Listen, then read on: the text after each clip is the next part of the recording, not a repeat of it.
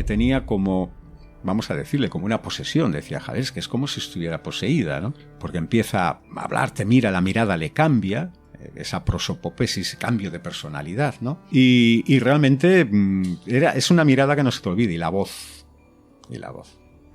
Y era algo así como, ¿qué estás haciendo aquí? Hoy nuestro protagonista es un auténtico hombre del Renacimiento. Psicólogo, hipnoterapeuta, naturópata, teólogo, sacerdote de la Iglesia anglicana, profesor de yoga tibetano y meditación, investigador de fenómenos anómalos a través del Centro de Estudios Psicobiofísicos que él mismo fundó, y muchas más cosas que iremos descubriendo a continuación.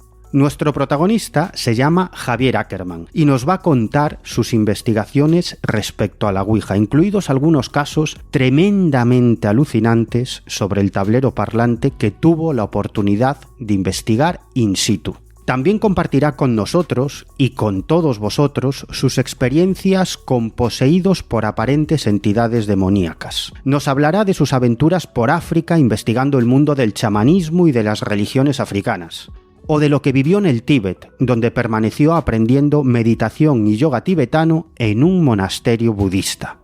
Bueno, de esto y demás vamos a conversar con Javier Ackerman, un personaje de película. Así que bienvenidas, bienvenidos a Protagonistas de lo Insólito. Comenzamos. Muy buenas, Carlos, ¿qué tal? Muy bien, aquí creo que en muy buena compañía, en compañía de amigos. En muy buena compañía y en un lugar absolutamente espectacular. Dinos, Carlos, ¿dónde estamos? Bueno, estamos en un lugar que es muchas cosas, ¿no? Estamos en la consulta de Javier Ackerman, en la calle García Barbón en Vigo, pero también en el centro de yoga que dirige. Y bueno, siempre o casi siempre fue la sede, además de su consulta y además de todas las actividades que ha hecho, pues la sede de un centro de investigación histórico que es el Centro de Investigaciones Psicobiofísicas. Y bueno, estamos aquí con el principal protagonista que seguro que nos va a contar cosas tremendamente interesantes. Nuestro protagonista hoy se llama Javier Ackerman, es alguien que tú conoces desde hace mucho tiempo, Carlos, desde hace décadas, y además tú formaste parte de ese Centro de Investigaciones Psicobiofísicas de Vigo que fundó Javier Ackerman, y tú formaste parte de ese grupo especializado en la investigación de fenómenos paranormales. Sí, yo me incorporé años después de que fue fundado, si ya me corregirá aquí Javier, pero creo que fue fundado en el 78. Cierto, muy buena memoria. 78, en el año 1978, yo años después, 90, sí. Me incorporé. Ya habían hecho cosas interesantes que nos va a contar aquí Javier, muchas de ellas, y luego me incorporé y creo que fue un centro de investigación de temas que nos gustan aquí en Protagonistas, un centro de investigación de referencia, porque incluso tuvo hasta equipos de investigación, equipos no solo humanos, sino también físicos, aparatos y demás. Tendremos tiempo de hablarles. Todavía no le vamos a dejar hablar a nuestro protagonista, a Javier Ackerman, porque voy a hacer la presentación formal y luego, aunque sea brevemente, te pediré, Carlos, que hagas tú la presentación más informal. Podemos decir que Javier Ackerman es licenciado en psicología, también es especialista en neuroeducación, neurolingüística por la Universidad CEU Cardenal Herrera. También tiene un posgrado en terapia de conducta por la Universidad Pontificia de Comillas, es hipnoterapeuta acreditado por la Sociedad Internacional de Hipnoterapia Clínica, está considerado uno de los mejores especialistas en naturopatía de España, de hecho la Organización Colegial de Naturópatas, FENACO, lo premió por sus más de 40 años de trayectoria como naturópata, pero es que Ackerman es muchísimas cosas más. Por ejemplo, es maestro de yoga tibetano, también estudió teología y en la actualidad es sacerdote y arcipreste del área de Galicia de la Iglesia Anglicana. Además escribió 10 libros cuyos derechos de autor siempre cedió a entidades benéficas y durante años se convirtió en director del Centro de Investigaciones Psicobiofísicas de Vigo, una organización que él también fundó y que, como decimos, estudiaba el mundo de los fenómenos paranormales y donde se llevaron a cabo interesantes experimentos de laboratorio.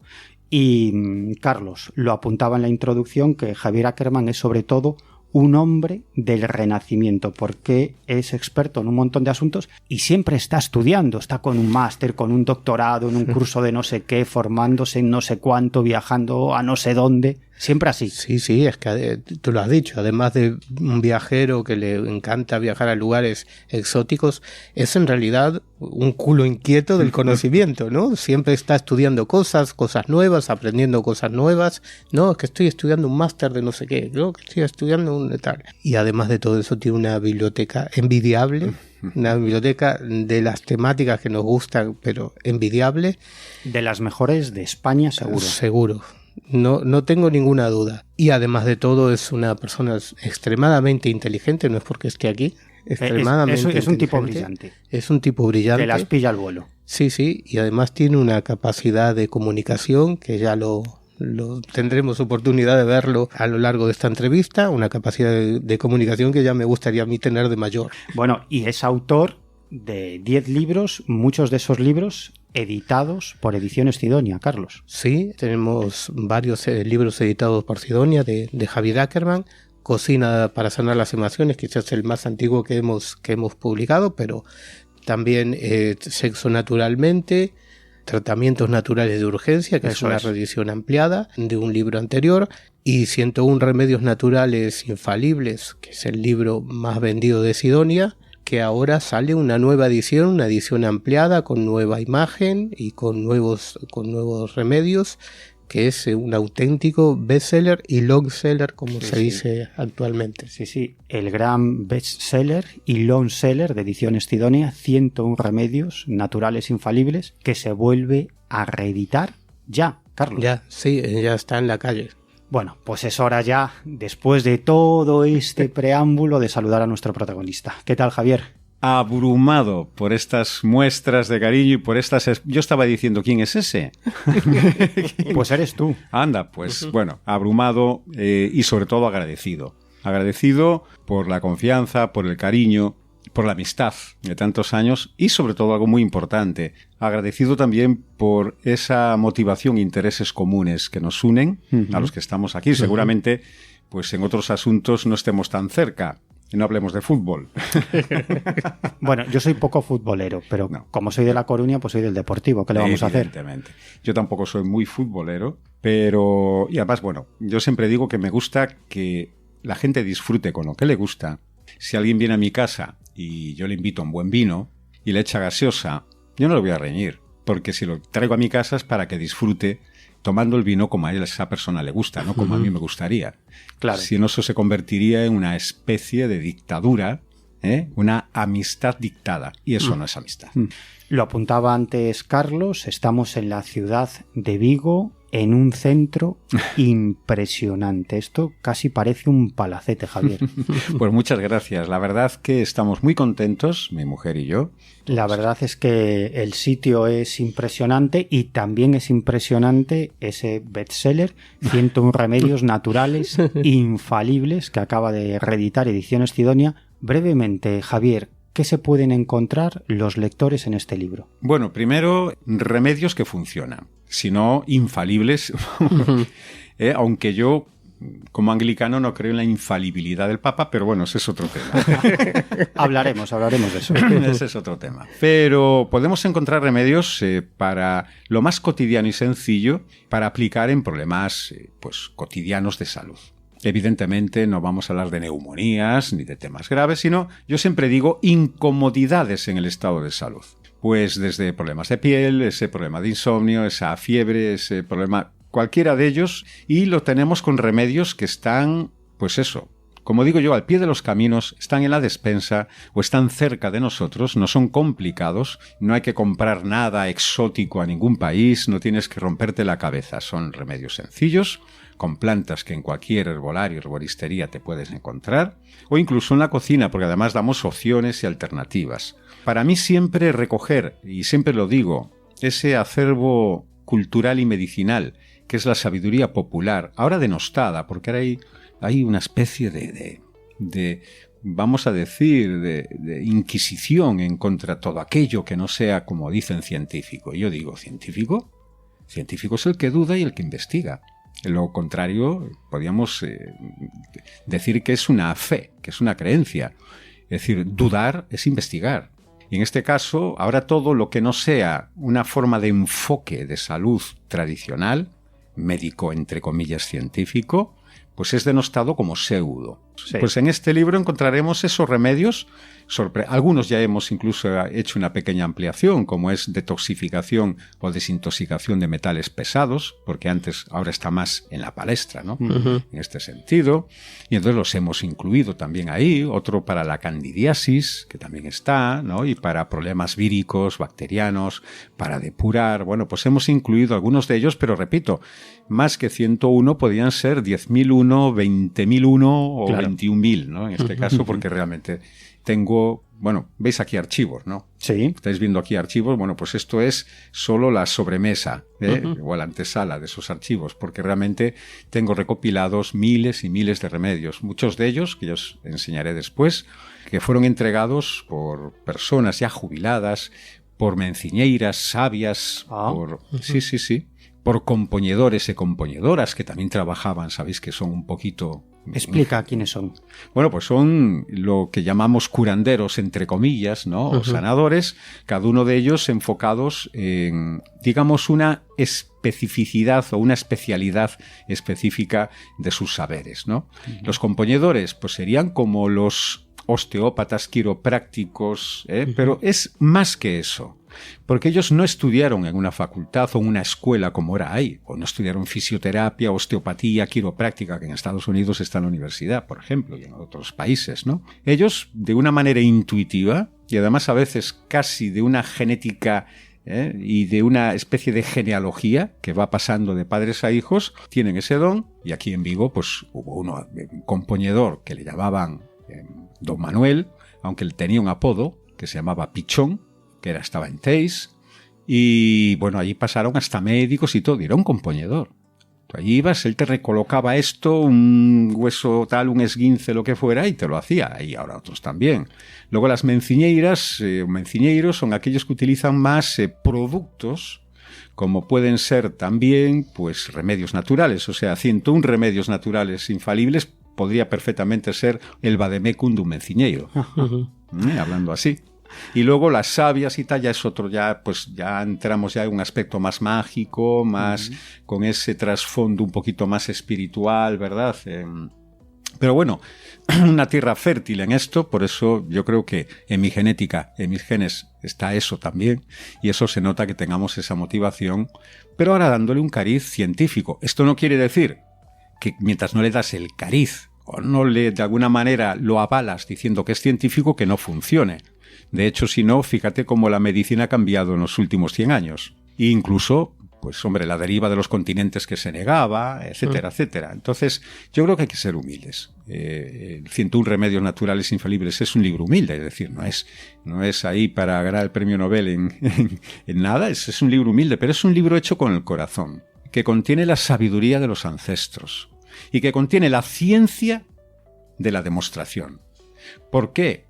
Porque va pasando y vas viendo la eficacia de esos remedios en ti mismo, en tus pacientes, en los demás, y entonces lo que quieres es darlo a divulgar en beneficio de todos los que lo lean. Bueno, pues dicho todo esto, vamos a entrar en harina. Y si te parece, Javier, vamos a empezar por dos casos vinculados con el mal llamado juego de la Ouija, que tuviste la oportunidad de investigar y que a mí me parecen impresionantes. El primero de esos casos sucede a principios de los años 80 y la protagonista es una mujer que vivía muy cerca de donde tú tenías la consulta hace tiempo, en esa época. La primera consulta, yo la tenía en la avenida de Castrelos 55, justo al lado del parque, donde hay ahora un gimnasio, el portal que está al lado, y es, digamos, lo único que se ha salvado de esa circunvalación que se ha creado allí, porque aquello está, no siendo el portal, ¿verdad? Carlos, de hecho, nos conocimos ahí. Nos conocimos allí, sí. Fíjate los años que han pasado, ¿no? En ese sentido. Bueno, pues estaba allí y me llegó, de hecho, en el año 78 habíamos fundado el centro.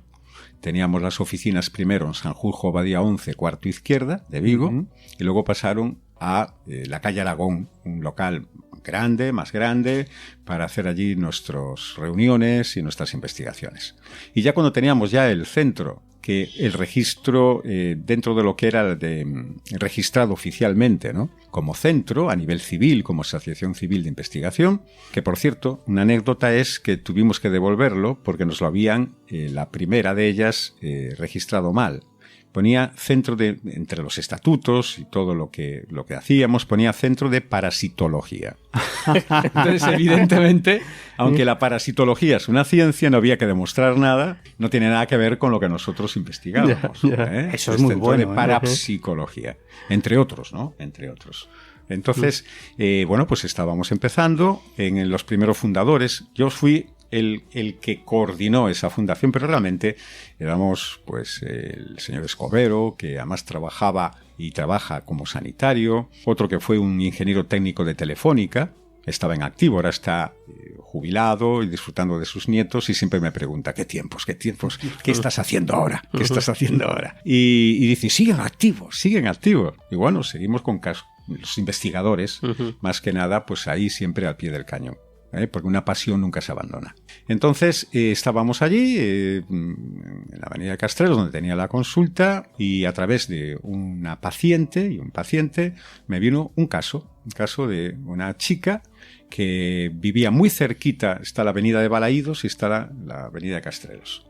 Pues vivía allí en un piso con su madre y con su hermana, y resulta que haciendo la ouija, esta chica pues había caído en un estado psicótico tremendo, pero que algunos psiquiatras no se explicaban del todo los fenómenos que iban acompañados alrededor de lo que era esa fenomenología psicótica, entre comillas, porque lo primero que se diagnosticó en su momento era un brote psicótico provocado pues por la situación, por eso ya la ouija ya es peligrosa, ya no por la parte espiritual que pueda haber detrás, sino la vulnerabilidad que puede hacer que en algunas personas puedan caer en un trastorno grave, ¿no?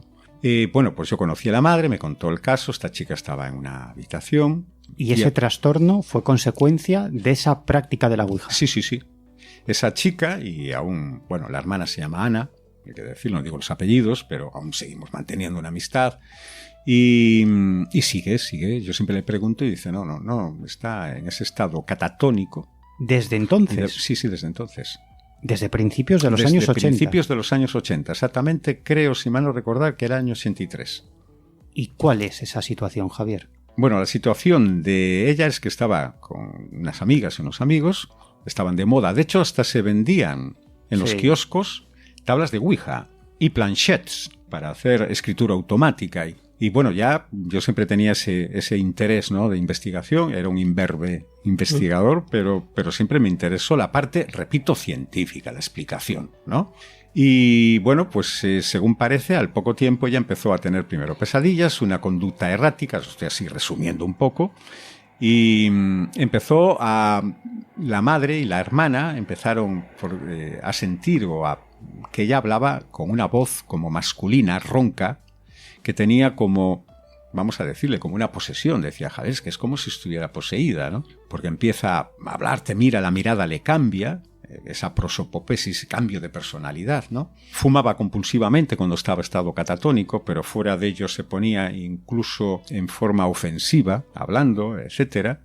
Y luego la mayor parte de las veces con una medicación bastante fuerte a nivel psiquiátrico, porque, bueno, si no estaba siempre en ese estado. Entonces yo pude verla en algunas ocasiones, de ahí entablamos buena amistad con la familia, con la hermana, y en una de las ocasiones, cuando entré allí, pues lo primero que ella hizo, estaba así, en una esquina meciéndose un poco, en una esquina de la cama, me miró con unos ojos de verdad. O sea, esas miradas solo las hace un buen actor que trabaja las memorias emotivas, ¿no?, en arte dramático y que les enseñan, porque esa mirada, ese cambio, es como un velo que se abre, que se cae y que te deja ver una profundidad y además yo siempre digo, fíjate, estoy hablando, se me ponen los vellos de punta un poquito porque es impresionante, ¿no? Es cierto, sí. Sí, mira, se me están poniendo los vellos, míralo, ahí lo tienes.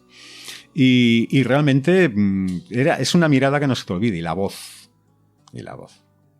Y era algo así como, ¿qué estás haciendo aquí?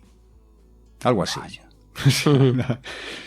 Pero una voz arrastrada, ronca. Era una chica dulce, una chica joven. Decimos, sí, que fumaba mucho. Sí, bueno, eso es típico en muchos aspectos catatónicos, psicóticos, pues compulsivamente están siempre repitiendo una estereotipia, ¿no? Y algunos también con con el tabaco. Pero en otra de ellas lo que hice fue a un amigo mío que ya falleció, que era sacerdote, luego se salió de sacerdote y se casó, no conocía el anglicanismo, ¿no? Porque los anglicanos os podéis casar. Exactamente, exactamente. Entonces, este hombre me proporcionó agua bendita. Lo que hice como investigador es llevar agua del grifo. Bueno, diréis, es agua igual. Frasco A, agua del grifo. Frasco B, agua del grifo bendita, ¿vale? Entonces, llegué allí a la casa de ella, estaba ella también en ese estado. En una de las ocasiones hubo como una especie de tiptología, es decir, se oían ruidos en los muebles, pero incluso decía la hermana que algunas puertas y cajones se cerraban solos. Y lo típico son esos golpecillos que se notaban a veces en algunas zonas y tal, y algunas con bastante contundencia. Pero allí exactamente es que cuando le eché el agua del grifo, yo no era sacerdote, vamos, ni tenía tampoco en mi mente ser sacerdote. Estaba sencillamente en el mundo de la investigación, de la naturopatía, de la psicología. Le eché el agua encima, pues lo típico, ¿no? Que Jesús te... no sé, aquella. Ella no se inmutó. La del agua bendita, cuando se la eché, dio un grito tremendo y se revolvió.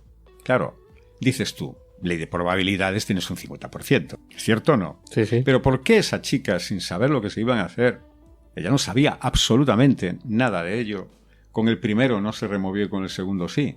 Quizá que yo le proyecté porque yo sí sabía cuál era. Podíamos entrar ahí ya en percepción sensorial, no voy a entrar en ello. Pero realmente fue así. Entonces, esa chica, intentamos por todos los medios, incluso la llevamos a la consulta allí en la avenida Castrelos, intenté hacer con ella, fue imposible.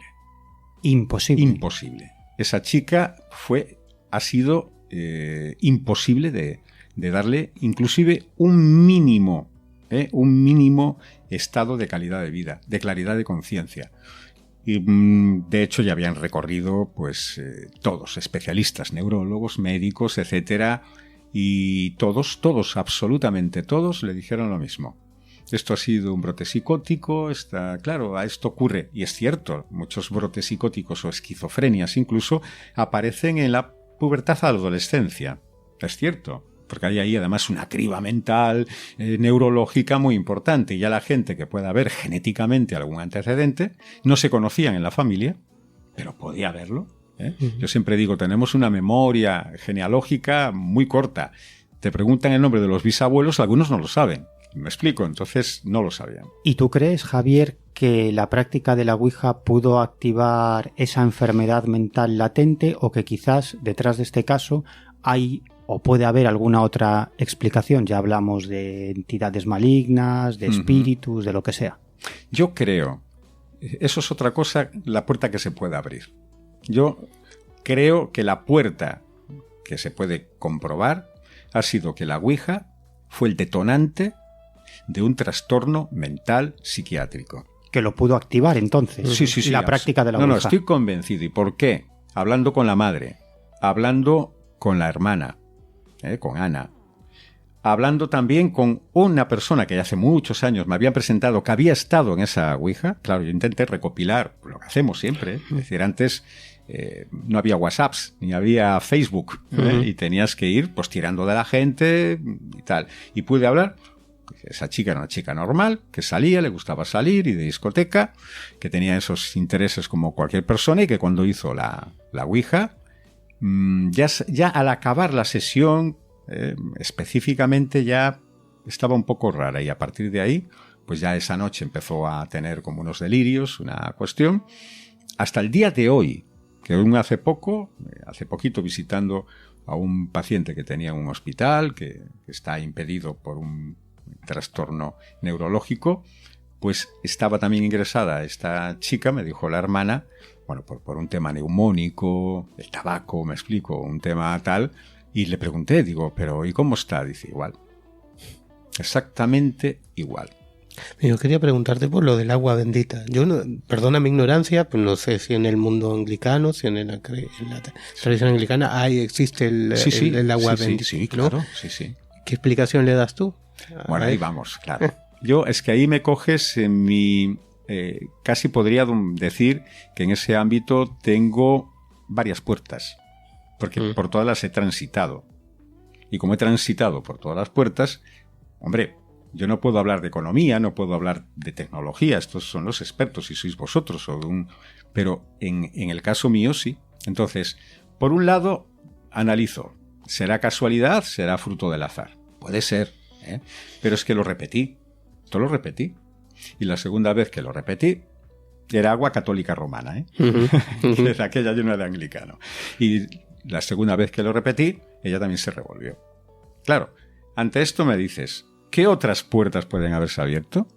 A nivel de espíritus, de demonios, ¿de qué? Claro, ahora, años más tarde, estudias teología, tienes una experiencia antes de estudiar teología con Yolanda, una chica que se falleció de una enfermedad terminal oncológica, que yo atendí gracias a la madre que era enfermera y que ella me escuchaba en la radio, y tenía interés por estos temas y me preguntaba.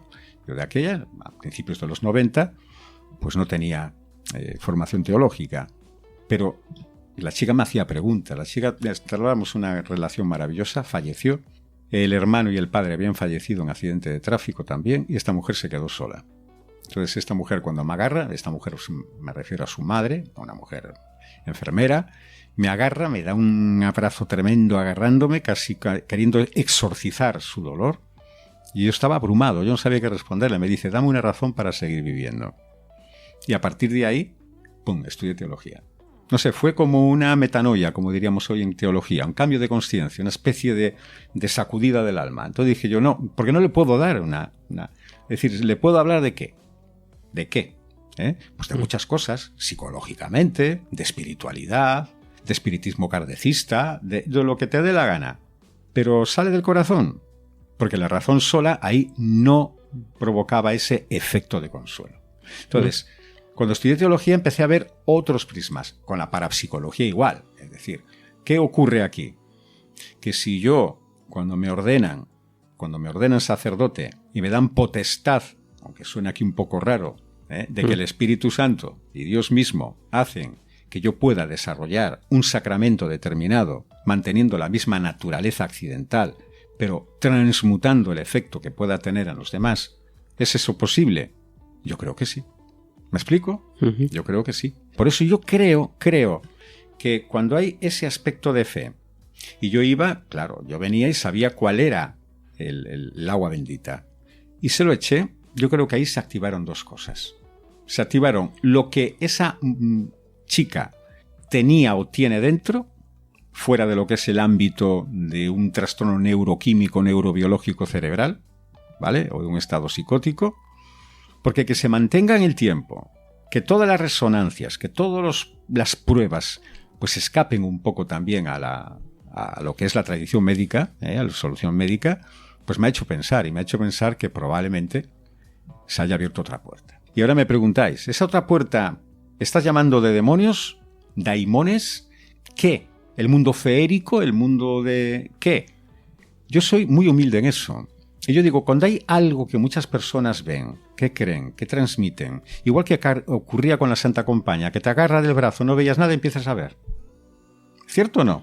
Sí. No, está ahí, no, yo no veo nada, te agarra, o sea, ahí hay un insight, hay un algo que se manifiesta, ¿vale? Como una enzima que primero no hay reacción, llega la enzima, ¡bumba!, una reacción química. Y yo creo que en el ámbito espiritual, llámale si quieres lo que sea, por eso no me gusta mucho jugar con fuego, en ese sentido. Por eso nunca me han gustado los juegos de Ouija, y ojito, y la transcomunicación bien, pero bien con personas sensatas y que no vayan buscando tampoco otras cosas. Una cosa es escuchar, investigar, recibir, y tú lo sabes bien de sobra, que te voy a decir si es uno de los mayores exponentes. Y aún tu libro lo tengo, El primero lo tengo. Bueno, el Voces del Más Allá. El Voces del Más Allá. Bueno, pues es lo que me refiero. Yo creo que además de su trastorno, ya su vulnerabilidad, digamos que uno y otro se han retroalimentado. Es decir, su trastorno mental más ese algo, esa entidad espiritual dentro de ella, se conjugaron o se confabularon en este caso para que esta chica siga como está. A lo mejor una persona que no tuviese esa tendencia neuropsiquiátrica, pues es posible que a lo mejor sí hubiera funcionado. Y Javier, tú también tuviste conocimiento de otro caso En esta ocasión el protagonista era un amigo tuyo que tenía una taberna y una noche, después de cerrar, pues él y una de sus camareras decidieron jugar a la Ouija con un tablero improvisado. Sí, sí. Y sucede algo impresionante. Bueno, mira, otra vez se me pone a piel de gallina, porque realmente este hombre, fíjate, Santos del Campo fue el tesorero del Centro de Investigaciones Psicobiofísicas de la Fundación. Es decir, Santos trabajaba en un banco, era oficial de banca, y luego, bueno, pues montó, cuando se salió, montó un negocio y tenía, pues el rincón, creo que se llamaba Rincón de Santos o algo así, ¿no? Y ahí, ¿qué pasó? Hombre, claro, el antiguo investigador, pues un día estaba allí con una camarera, se quedaron allí a una chica joven, se quedaron allí para después de tal, y echaron una partida, como digo yo, de Ouija. Es decir, lo único que hicieron, a no tener la planchette o el tablero o lo que sea, pues lo que cogieron fue, pusieron las letras alrededor, el vaso y tal, y una moneda porque era más cómodo, y allí tenían el cambio, coger la moneda para hacer la Ouija. Y él lo contó muy claro, es decir, estamos hablando esto ya que hace también un montón de años. Y hago un pequeño paréntesis. Este hombre era el más escéptico, junto con Jesús Escudero Lago, el más escéptico junto con Migo y con Jesús Escobero. Éramos lo que llamábamos el triunvirato, porque luego había otros que eran más filoespiritista, otro era más filoespiritualista, lo otro era una persona muy cristiana, devota, y además un seguidor del Padre Pilón y por lo tanto católico romano. Es decir, pero este triunvirato que formábamos los tres, hombre, yo no soy escéptico en un sentido de negar, pero Santos del Campo, este hombre decía, a mí yo solo el demonio si me pincha con su cuerno, y así, no hablando. Pues yo creo que ahí, como diríamos hoy, le cayó el karma, ¿no? En ese momento, porque vio que la chica, la moneda empezaba a moverse, ellos estaban dos con allí, estaban solo los dos. La moneda siguió moviéndose de un lado a otro del tablero, luego él ya levantó un dedo diciendo esto a ver si va a ser, y ella ya no daba, y luego al final ella se le escapó la moneda y la moneda siguió moviéndose sola. Es decir, parapsicológicamente una telequinesis, ¿verdad? Vale, muy bien, un caso de psicocinesis, pero siguió moviéndose, aquello era, y la chica estaba así, puso así como los ojos así mirando hacia arriba o en blanco y cayó hacia atrás. Cayó hacia atrás. Claro, tú imagínate a Santos, a este hombre, la chica en el suelo, la moneda dando saltos de un lado para otro. Y no hace otra cosa, ve a la chica, primero ve la moneda y dice, yo voy a coger la moneda. Porque el primer impulso, y lo digo, y él lo dijo también en Petit Comité allí, fue salir a correr y llamar a una ambulancia y salir. Pero bueno, hombre, veía ahí a la chica, cogió un pañuelo y agarró la moneda, le echó la moneda como si fuese una araña encima, lo agarró, lo anudó, y él notaba los tirones de la moneda dentro del pañuelo.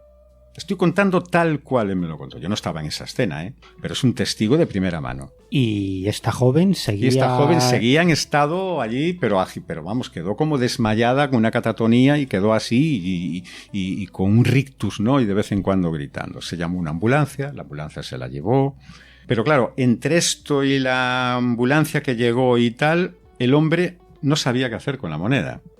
Te imagínate.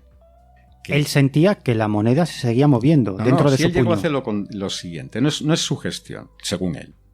Él agarró, hizo como un nudo y luego hizo como un saquito. Él no quería tocar la moneda. Vale. Entonces la moneda estaba como dentro de un saco, y él tenía agarrado, ¿vale? Sellando la parte de arriba que sellaba ese saquito. Y él notaba cómo hacía esto, tirones la moneda. Claro, dice, él estaba despavorido. Absolutamente despavorido. Se lo llevaron y de hecho a la chica luego le hicieron pruebas de drogas, pruebas de tal, la que tenía un Cuba Libre. Cuba Libre, vamos, estaría todo el mundo endemoniado el fin de semana, ¿vale? Y parte de la juventud. Entonces él no sabía qué hacer. De hecho, antes, en ese intermedio, la dejó la moneda con el nudito ese hecho en una caja para llevarlo, y luego el hombre tuvo que volver y no sabía qué hacer. Es decir, la cogió, seguía moviéndose. Él la ponía en la mano y él dice que incluso la veía para saber si no era su brazo el que estaba moviéndose y sacudiendo. Pero aquí no termina la cosa. Aquí, cerca de allí relativamente, él fue buscando una iglesia abierta. Claro, no hay iglesias de guardia, ¿no? Como hay con las farmacias, o poquitas. Entonces fue a los capuchinos, los hermanos menores capuchinos, que está aquí en la calle Vázquez Varela. Entonces él dice, ahí residen los capuchinos, ahí voy a llamar y saldrá alguien. Y efectivamente llamó, bajó un sacerdote, un monje mayor, y él le dijo, mire, le estaba contando, el hombre dice que estaba así mirando de la puerta como diciendo, entonces salió, le dice, haga algo, dale una bendición o algo que yo quiero. Entonces el hombre lo que hizo, pues dice, le hizo ahí una oración, y de pronto, dice, él abrió la mano y salió disparada la moneda con la cuestión hacia el fondo, hacia la pared del fondo donde estaba y tal. Lo curioso, el capuchino se quedó dentro y se largó. Es decir, no quería saber nada. No quería saber nada de ese asunto. Era muy raro. Muy rara. Una cosa muy rara, Sí. te explico. Y además él despavorido, es decir, reconoce, ¿no?, que estaba sudoroso, estaba fuera de sí. Pero buscó la moneda y no apareció. Nunca apareció la moneda. Nunca apareció la moneda. Y esta joven se recuperó, entiendo. Me la llevó después a la consulta. Sí, él estuvo allí con una crisis muy fuerte. Aquí sí que puedo decir que pudo haber influido esa hipersugestionabilidad, o también lo que llamamos perdonadme hablando como sacerdote, una obsesión demoníaca. Antes de posesión hay fases, y en una de ellas no llega a ser posesión, pero llega a ser, digamos, una influencia mental en la personalidad del sujeto, sin llegar a poseer a ese sujeto del todo. Bueno, en el hospital, luego me la trajo a la consulta, le hicimos una sesión de hipnosis, de refuerzo en la consulta, y luego esa chica se recuperó y siguió trabajando, pero en otro sitio. Y lo más importante, se le dio el consejo de no volver nunca a hacer una ouija. Creo que no le quedaron ganas. Me parece a mí seguramente no. Que no lo volvió a repetir. Yo creo que no. Y ya que estamos hablando de posesiones, de exorcismos, de demonios, hay una experiencia que me contaste hace algún tiempo, que el protagonista fue un hermano tuyo que se encontró con una entidad bastante demoníaca en una calle de aquí, de Vigo, y que además tenemos que decir que tu hermano no tiene ninguna vinculación con el mundo del misterio, ni de la parapsicología, ni de la religión, absolutamente nada. No.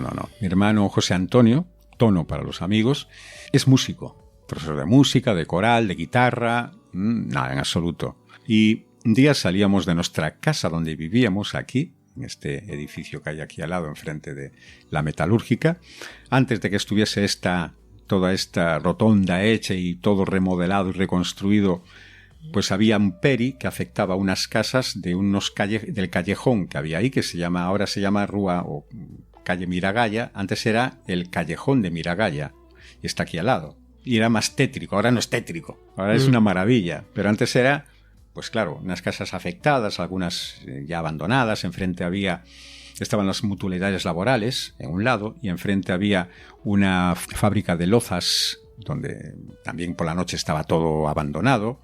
Y en uno de los rellanos que había entre mutualidades laborales, que estaba en el edificio aquí al lado de García Barbón, y en este callejón, mi hermano dice que venía de noche, tranquilamente, y vio primero como algo que se movía y como unos ojos rojos así que salían como de uno de los del edificio, es decir, es un enrejado que tiene el portal, y vio que era como del tamaño de un mono o algo así parecido, pero que se movía a una velocidad impresionante, ¿no?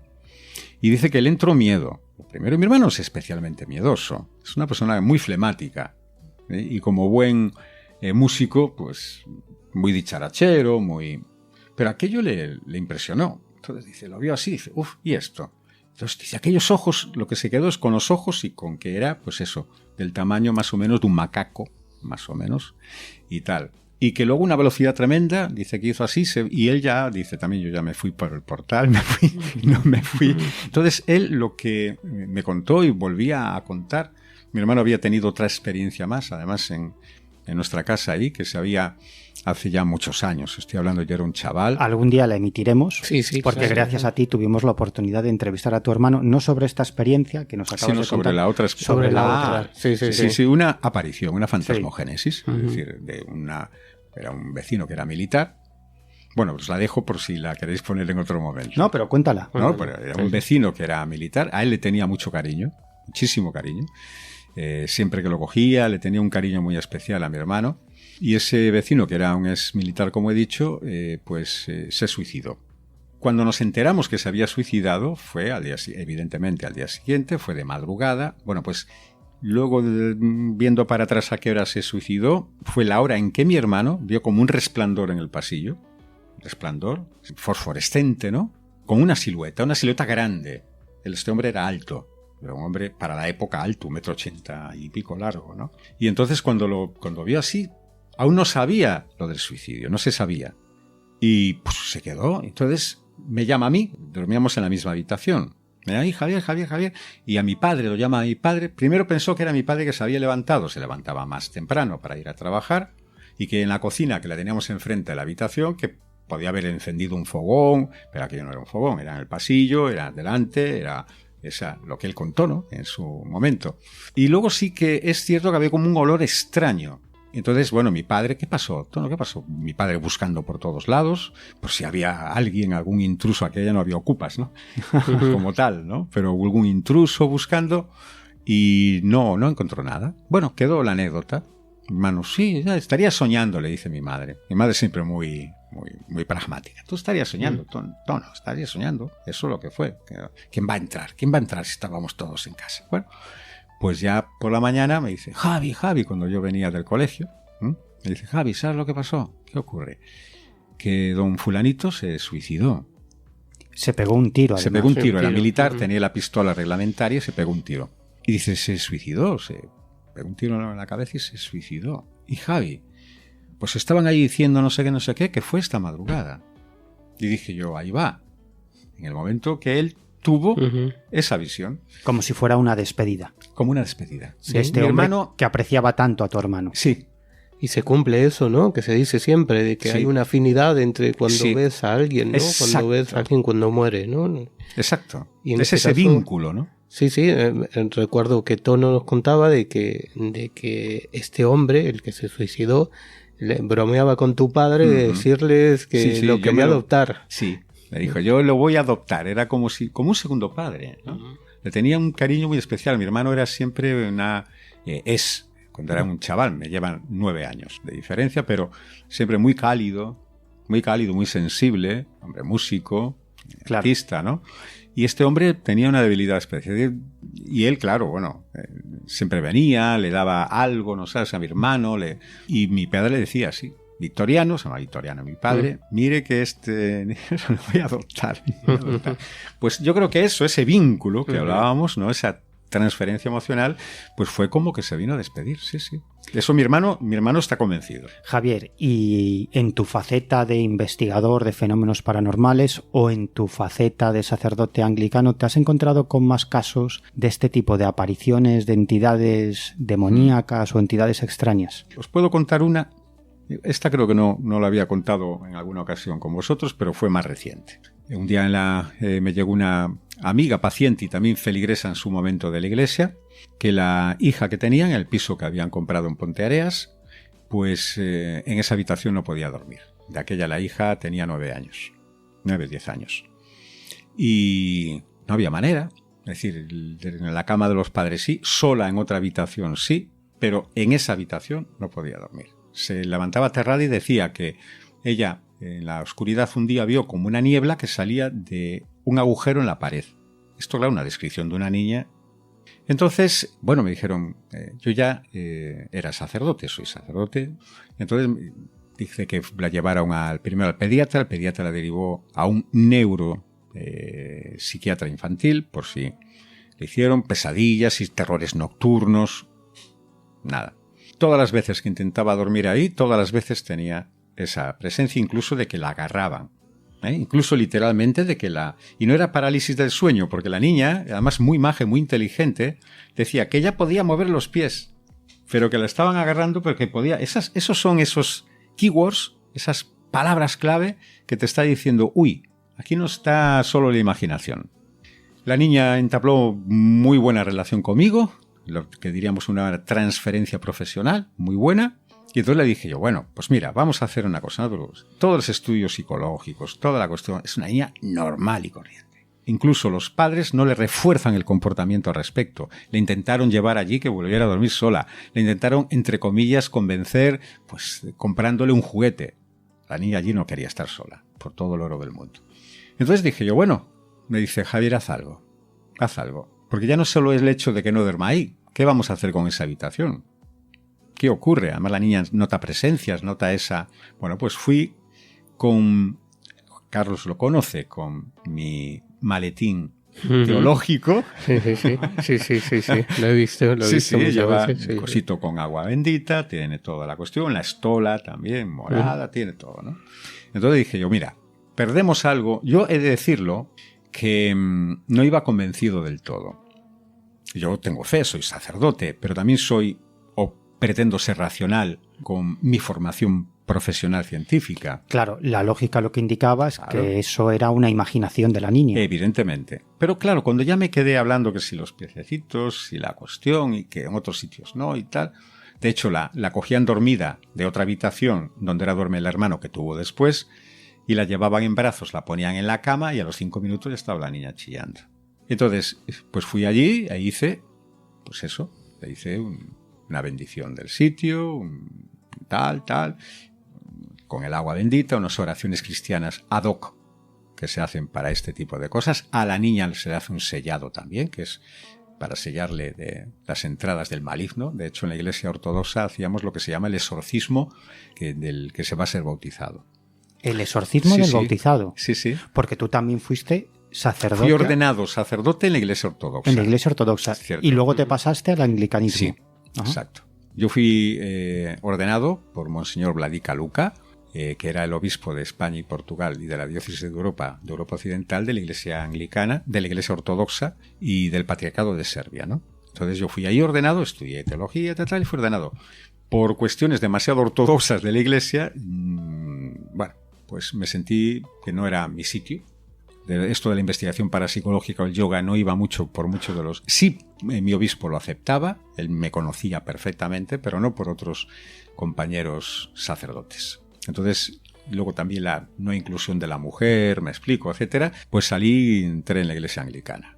Me recibieron muy bien, me dieron licencia eclesiástica, tuve que estudiar unas asignaturas teológicas relacionadas con el anglicanismo, evidentemente, y luego ya en el sínodo siguiente, pues me entregaron la licencia y aquí estoy ahora, encantado siendo sacerdote, pero en la Iglesia Anglicana.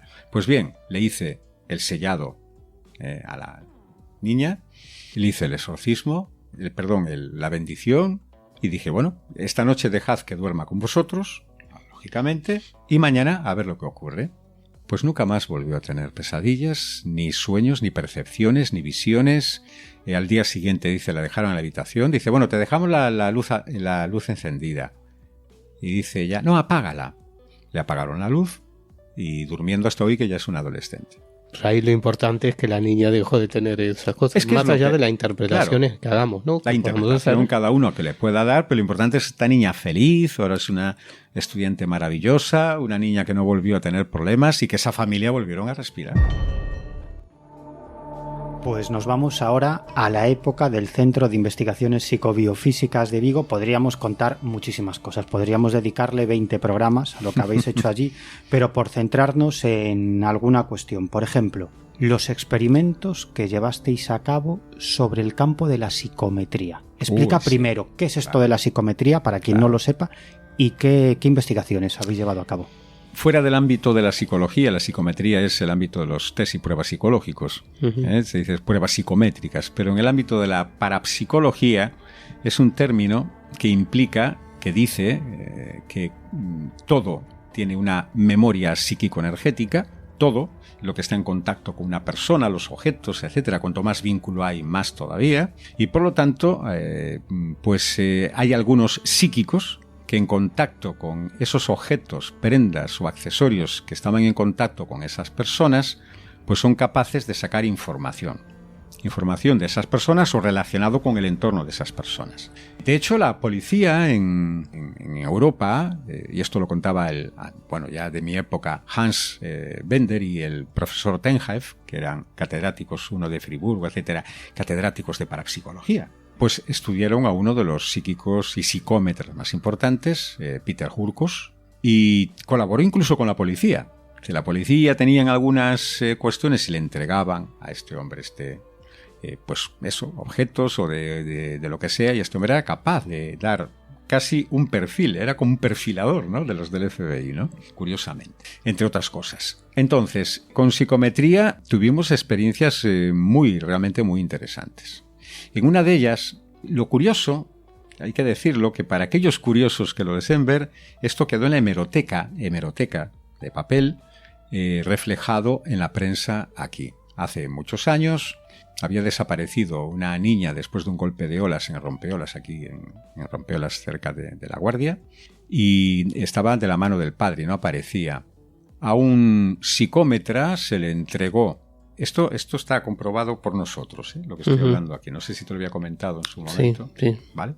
Se le entregó, entró primero en la casa para observar la situación, envió un peluche de la niña, el cuerpo no había aparecido, reitero, cogió el peluche y dice, ¿quién era? Le preguntó a los padres, ¿quién era? Dio un nombre, ahora no me acuerdo exactamente cuál, y dice, es el nombre que le puso al muñeco. Y en ese momento el psíquico tuvo su insight, dice, ya he conectado. ¿Me explico? Ya tengo el objeto testigo en psicometría. Entonces se fue al rompeolas, se fue a la playa, allí estaba incluso en colaboración, aquí sí que habían colaborado la Guardia Civil colaborando con la cuestión y con una persona que tenía un peso político también para que esto se pudiera llevar a cabo. Cuando esa persona le dijo dónde podía estar el cuerpo, es decir, lo estaba viendo a través del muñeco, lo estaba viendo. Dice, le falta no sé qué, ahora hablo de memoria un poco, una parte de la cara, le falta una parte, está así, asado. Muy crudo, estaban ahí los padres. Y entonces dicen, y creo que está por ahí, en esa zona deberían enviar las lanchas. Y entonces uno de los guardias civiles que estaban allí, creo que era un cabo, le dice a este señor, por ahí ya hemos visto. Dice, no, pero vuelvan. Cuando volvieron, al cabo de un rato, veo que levantan tal, y encontraron el cuerpo tal cual lo había comentado esta persona. He de decir que esta persona no cobró nada cuando a estas personas ya había habido una vidente que le había sacado de aquella unas cuantos miles de pesetas de las antiguas. Eso me parece, aunque no creáis en el pecado, un pecado mortal, mortalísimo en ese sentido. ¿Qué tanto? Eso sí que es un pecado mortal. Mortalísimo. Yo no creo en los pecados, pero si existe algún pecado, ese es de los más graves. Sí, pero crees en la maldad. Sí, claro. Bueno, pues ya está. Entonces eso es algo, aprovecharse del dolor ajeno, ¿no? Entonces cuando estos padres me dijeron a nosotros, que éramos el equipo, ¿no?, el psicómetra más los investigadores, ¿cuánto? Pues nada. Porque el premio, es decir, esa satisfacción de ver que ya pueden empezar el duelo, pero si no hay cuerpo, el duelo es muy complicado, y esas lágrimas, esa gratitud de los padres, bueno, eso no tiene precio. Y luego, en este Centro de Investigaciones Psicobiofísicas, llevasteis a cabo muchas más investigaciones, pero una que a mí me parece muy interesante es la que desarrollasteis en colegios, llevando las famosas cartas Zener, que son las que se utilizan en las pruebas de telepatía y similares. Cuéntanos. Bueno, las Zener eran las clásicas, antes de la generar, que él luego, Carlos Fernández, nos construyó un generador aleatorio. Sí, me acuerdo. ¿Te acuerdas? Me acuerdo, sí, para allá, un generador aleatorio. ¿De qué época estamos hablando? De los años 90. ¿No? Pero las experiencias de que va a hablar Javier... De los 90, claro. Pero las experiencias estas son anteriores. Son anteriores, son con las cartas físicas. Con las cartas físicas. Sí. Aquello que había construido yo era un generador electrónico que al azar elegía una de las cartas, ¿no? Es decir, una de las figuras que forman las 5 figuras que forman las famosas cartas Zener, ¿no? Ese lo teníamos en el Centro de Investigaciones Psicobiofísicas. Sí. Pero vosotros en este estudio, en esta investigación en colegios, utilizabais las famosas cartas físicas. Sí, llevábamos una hoja de registros que le entregábamos una, el operador, y otra a lo que eran los sujetos a estudio, ¿no? Llevamos varios lotes, que de aquella para conseguirlas, me acuerdo que había sido Darbo, que nos lo había enviado. El famoso profesor Darbo que nos había enviado, que la tienda ya iba, bueno, pues teníamos varios mazos de cartas Zener, la estrella, se ve las ondas, el cuadrado, el círculo, bueno. Y contactamos con varios colegios. Uno era el Instituto Santirene, donde di una conferencia, y el director, hay que decirlo, Instituto Santirene de Vigo. Y fue, creo que fue el año 1981. Ya llovió. Y lo seguimos durante 2 años haciendo. Bueno, entonces, pues grupos de voluntarios, de chavales, por una muestra amplia pues los dividíamos por cursos y por edades, por tal, y se les iba dando y ellos iban cubriendo, iba sacando uno de ellos la carta, ¿no? Para la tal, y el otro tenía que adivinarla, todo con una pantalla, toda la cuestión. Así es como se hacía clásicamente Joseph Van esta Rijn, clase de en la Universidad de Duke. Exacto, sí, en la Universidad de Duke, exactamente. Sí. Exactamente. Es así como se hacía. Sí, además son pruebas muy tediosas. Sí, son tediosas. Y luego, por estadística, es cuando se sabía si superaban la media, ¿no? En todo caso, o sea, la media al azar. Al azar, claro. Si superaba la media al azar, pues se consideraba de que había... Lo que se llama desviación de la media, ¿no? Si había una desviación importante, y sobre todo no en un solo intento, claro, ¿no? Claro. Es decir, eran 25 había que hacer cartas, muchos. 5 cartas y eran 25. O sea, perdón, 5 signos y 25 cartas. Sí, exacto. Entonces lo que había que hacer era varios más para que dé un peso estadístico. Claro, porque es lo que en estadística se llama error, ¿no? Error, sí. Error. El margen de error, cuanto menos pruebas haces, hay un margen de error mucho más grande. Claro. Entonces, cuanto más pruebas haces, el margen de error es mucho menor. Claro. O sea, que utilizabais 25 cartas. Sí. Y utilizábamos, 25 cartas. Bueno, así... Que para los que no lo sepan, son unos signos muy básicos. Básicos, sí. Círculo, estrella, cuadrado, las ondas... Y el triángulo. Rijn en su momento con su equipo, que él era botánico, curiosamente, y fue un clásico, porque ahora ya le denostan con otras cosas, pero realmente utilizó la ciencia. Y yo tengo ahí sus libros en mi biblioteca. Sí, los tengo yo también, sí, Hay claro. uno que es de color verde. Sí, exactamente, editado en Argentina. Sí, señor. Fíjate. Sí, que los tengo. Esto como los cromos, ese lo tengo. Sí. Que son difíciles de conseguir aquí en España. Es difícil, muy difícil. Bueno, él utilizaba un procedimiento científico y además utilizaba la estadística también. Sí, claro. Se basaba en la estadística. Y nosotros igual. Hicisteis muchas pruebas, muchísimas pruebas. Es decir, además repetíamos, quedábamos, y la gente se implicó bastante bien. Primero en el Santirene, también un colegio privado, bueno, pero con concepto público, que era aquí en Vigo, y lo hicimos con chavales de todas las edades y tal. Y fue también el Instituto de Colla, aquí en Vigo, con un grupo de chavales que también se prestaron. Y bueno, pues sí, estuvimos durante bastante tiempo haciéndolo, y puedo decir que la mayoría es un aburrimiento atroz, porque no encontrábamos fuera del... Y sobre todo que los niños se aburren. Y luego muchos chistes.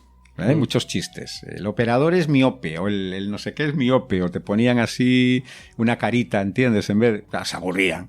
Claro, se aburrían. Sí. Es el problema que tienes. Ese es el problema. No encontrasteis a ningún Uri Geller, ¿no? No. Hubo un caso, pero luego ya por cuestiones de estudio, los padres también, damos cuenta la mayoría que eran preadolescentes no tal, pero hubo un caso de un chico que esos puntajes, y con varios, fueron muy significativos, absolutamente, estadísticamente muy significativos. No, y las pruebas que hacías eran de telepatía, precognición, de todo tipo. De todo tipo, sí, había clarividencia, las tres típicas, ¿no? La típica, sellado para que nadie, ni el operador ni tal, pudieran y última tal para entregar. Telepatía, en la cual el operador intentaba transmitirla y el otro que la pudiera captar. Y fundamentalmente de clarividencia y telepatía. Precognición ya no era más... Ya, sí. Es adelantarse, ¿no? Es adelantarse. Es más compleja, ¿no? Es más complejo. Claro, se hace más, ¿ves? Randomizado se hace mejor con los electrónicos. Sí, seguro. Los electrónicos se hace mucho mejor. Pero bueno, ahí ya hay que darse cuenta que estamos hablando hace 42 años. Claro. Hace 42 años. Ha llovido mucho. Y sí que hubo casos, pero bueno... Para mí los tengo y me dicen, ¿y tú lo volverías a hacer? Traería a Carlos. Claro. Claro. Sí. Creo que aún conservas aquellos registros. Los ¿no? registros, porque sí. yo recuerdo los haberlos tengo, visto. los tengo. Sí, Tú los has visto, que los tengo guardados, los registros, con los nombres del sujeto, todo lo que habían dado, y algunos fueron muy significativos. Y en su momento, Javier, también tuviste la oportunidad de seguirle la pista a un caso de teleportación espectacular. Cuéntanos. Pues sí, pero fue un caso que, bueno, pues iban en coche unos chavales, y según parece, pues aparecieron, que ahora estoy hablando de memoria, que había sido en Perú, exacto. Y quedó registro de que, claro, estamos hablando hace muchísimos años, ¿no? Esto ya incluso fue anterior, yo creo que esto fue en el año 79, principios de los 80. Claro, en Perú desaparecen y de pronto llaman, y yo sé que la familia, que era una familia, vamos a decir, de buena posición, con un poder económico importante. Ellos desaparecen de Vigo. De Vigo, sí. Y de hecho dicen que cuando vuelven están ingresados en lo que antes era el hospital Xeral, el antiguo hospital Almirante Vierna, que estaba aquí en la calle Pizarro, en la propia ciudad. Y allí sabíamos que estaban estudiándolos porque cuando los trajeron para aquí de nuevo, tú imagínate el shock. Nosotros teníamos ahí un caramelito, esto incluso uno de los que trabajaban con nosotros colaboraba con la prensa y eso salió en la prensa, Fernando Franco, y eso salió también en la prensa. Y resulta que trabajaba un amigo mío allí en el hospital Xeral, en el antiguo Almirante de Vierna, y intenté tirar de él para que se dice, había un secretismo que ni que estuviera la CIA, o en este caso el CSIC en España, metidos aquí hasta el Corvejón, porque estaban blindados, intentamos llegar de todas maneras. Sí es cierto que algo pasó, pero que no tuvimos acceso a poder entrevistar ni a la familia, ni tampoco a los desaparecidos. Sí nos enteramos un poquito así, off the record, de que era de una familia, sé el nombre, sé el nombre de la familia, pero me explico, no se me permite y tal, no me gusta guardar esa privacidad, no me gustaría que lo hicieran conmigo tampoco, pero de una familia importante y que realmente lo que sí pude escuchar, en que eso fue cierto, que no se podían explicar cómo estaban aquí, y creo que habían sido 3/4 de hora o una cosa así, estaban en Perú. De hecho, yo iba dándole noticias al investigador y a este otro hombre, y el periodista pues lo iba publicando en la prensa, salió en el Pope, salió de aquella en el Pope, creo que era el Faro de Vigo y la Voz de Galicia. Y el caso quedó así, como muchos otros casos, que al final no llegamos a entrevistar a los protagonistas o no llegamos al fondo del asunto. Pero muchos no casos. le quita, Miguel, mi opinión, ¿no? Eso no le quita ese interés y sobre todo esa fascinación. Es decir, yo estoy convencido que ahí ocurrió algo, ¿entiendes? Claro. De que realmente esos estaban en Perú y los tuvieron que traer para aquí de nuevo. Claro, con todos los problemas que eso suponía, más en aquella época. Sí, claro, sí, claro. Diplomáticos. Bueno, Perú sigue siendo un país que queda lejos y que, bueno, hace falta llevar un pasaporte y llevar una documentación, ¿no? Yo creo. E ingresar en el país. Mi opinión, creo que ahí lo ayudó un poquito la posición económica y los contactos que puede haber consular o lo que sea, ¿no? Pero claro, la pregunta es, ¿cómo llegasteis aquí? Y van a decir, no sabemos. Claro, ¿y cómo salieron de España? Que esa es otra. Claro, no otro problema. Otro problema. ¿Cómo los traen para aquí? Otro problema. Bueno, Javier, ahora vamos a hablar de tus aventuras por África y por Nepal. Pero antes, Carlos, creo que es el momento de ofrecer las vías de contacto con protagonistas de lo insólito por si alguno de nuestros oyentes quieren contarnos alguna experiencia personal con el mundo de los fenómenos paranormales, de las anomalías, o bien quieren ponernos en la pista de nuevos casos. Sí, tenemos varias vías. Estamos en las redes sociales, en dos, no en todas.